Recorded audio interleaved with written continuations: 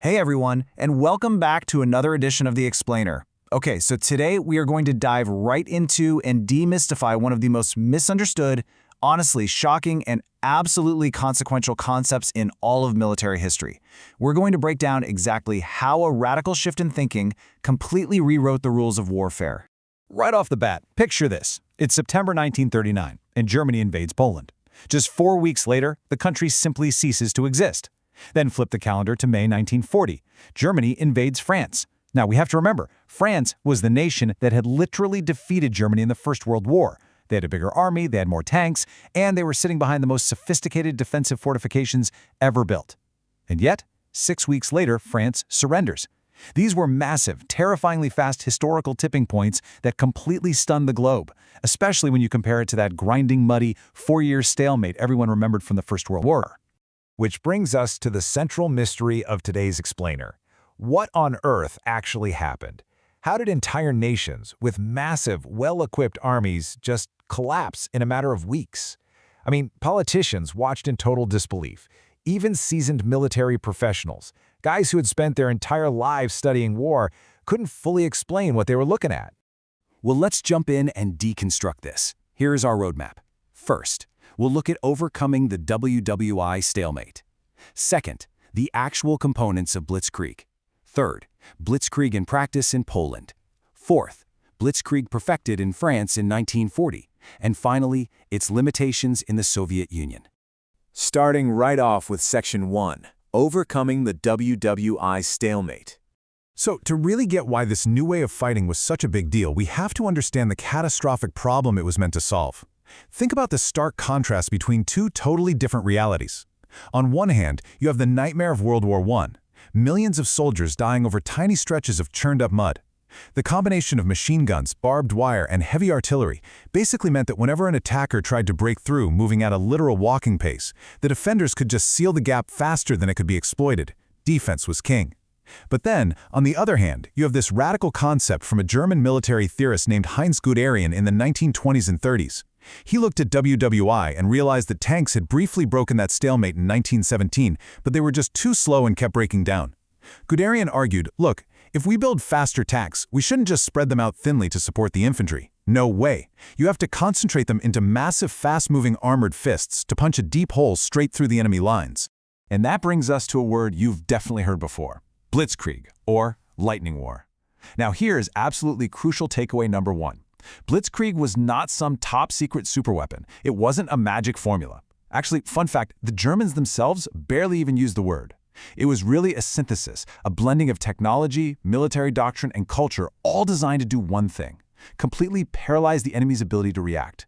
The goal wasn't just to kill enemy soldiers, it was to sever their central nervous system so they couldn't fight back at all. Moving on to Section 2, the components of Blitzkrieg. Let's see how they built this machine. So, what were the actual tools they used to pull this massive heist off? Well, there are 4 core ingredients that made this doctrine work together as a cohesive, combined arms team.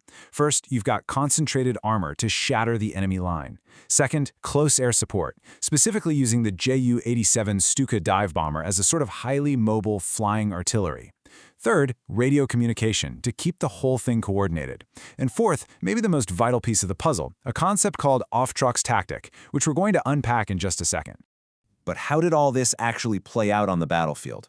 Well, it happens in a very specific sequence. First, reconnaissance units probe the enemy line, but they aren't looking for the enemy's strong points, they're hunting for the weak points. Next comes the initial breakthrough. And this is where it was wildly different from WWI. Instead of foot soldiers running headfirst into machine guns, the concentrated tanks took the lead. They drove incredibly deep, not wide. The motorized infantry would then follow behind in trucks just to protect the flanks. Finally, you get deep exploitation. The tanks didn't stop to celebrate or consolidate their gains. They just kept accelerating straight into the enemy's operational rear.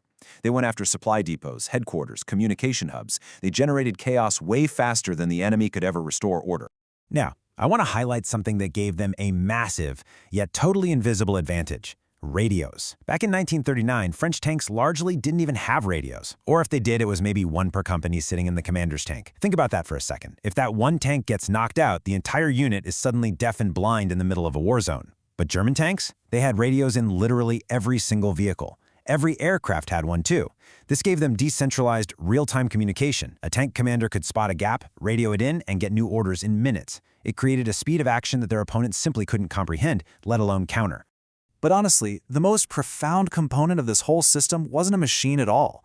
It was a philosophy. It's that word I mentioned earlier, Auftragstaktik, or mission tactics. This was an idea deeply baked into German military culture. Basically, a commander gives a subordinate a clear goal, like, hey, go capture that bridge over there, but he leaves it 100% up to that subordinate to figure out how to do it. If the battlefield situation suddenly changes, that junior officer is fully expected to adapt on the fly. They don't have to stop, call higher-ups, and wait for permission. In a chaotic, fast-moving battle, empowering people to take initiative like that resulted in overwhelming tactical superiority. All right, let's head to Section 3, Blitzkrieg in practice, focusing on Poland in 1939. Let's look at the very first time this concept was taken out for a spin on a massive scale, September 1939. The campaign kicks off with the Luftwaffe obliterating Polish airfields within hours, crippling their air force right on the ground. Then, two giant German army groups just tear deep into Polish territory from the north and south. They don't bother fighting every stronghold, they just bypass them and encircle the Polish army. Now, the Poles fought incredibly hard. For instance, at the Battle of Bzura, they launched a huge counterattack. But because the Germans could communicate by radio and rapidly redeploy their forces and air support, they quickly contained and crushed it. Caught in the swirling chaos, and with Soviet forces later pushing in from the east, the whole campaign was over in a staggering 4 weeks.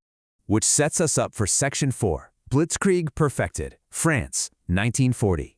Now, France was a whole different beast, heavily fortified and totally expecting the Germans to just copy their WWI homework and attack through the flat plains of Belgium.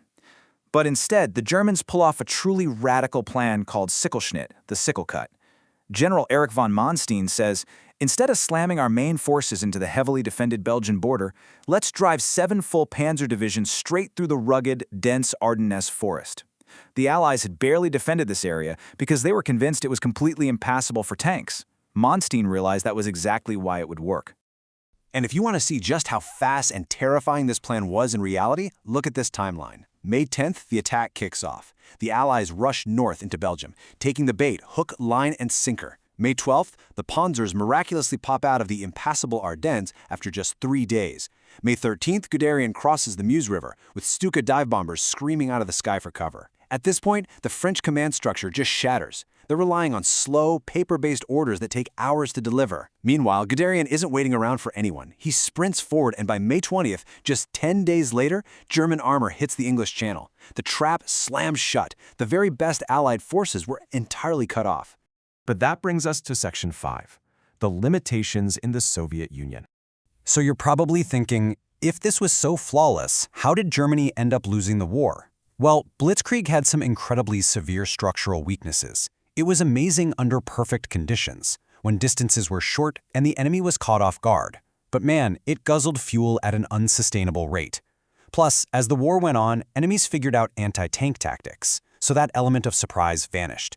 When the Luftwaffe started losing air superiority, that vital flying artillery was gone. But the real nail in the coffin? The geography of the Soviet Union. You're dealing with vast, endless distances, terrible roads, brutal, thick mud, and freezing winters. Mother Nature completely exposed the logistical limits of trying to move that fast, that far. Here's the big takeaway. Blitzkrieg was fantastic at winning individual battles. It could wrap up short campaigns and completely annihilate armies. But at the end of the day, it was a short-term solution. It's like a sprinter trying to run a marathon. It simply couldn't win a drawn-out war of attrition against a massive opponent like the Soviet Union, a country that had virtually unlimited strategic depth and the willpower to just keep fighting no matter how many frontline battles they lost. Which leaves us with a really fascinating thought to end on. If Blitzkrieg ultimately failed to win the war for Germany, why is literally every modern conventional army today built around its exact core concepts? Because even though the toys are different today, we've got attack helicopters, spy satellites, laser-guided missiles, the fundamental DNA is identical. Find the weak point, concentrate your armor, coordinate everything with air support and real-time comms, empower your junior officers to make decisions, and focus on breaking the enemy's brain rather than just charging at their chest. That idea changed warfare forever. Thank you so much for joining me for this explainer. I hope it helped unpack a doctrine that truly shook the modern world. Keep questioning, keep learning, and I'll catch you guys next time.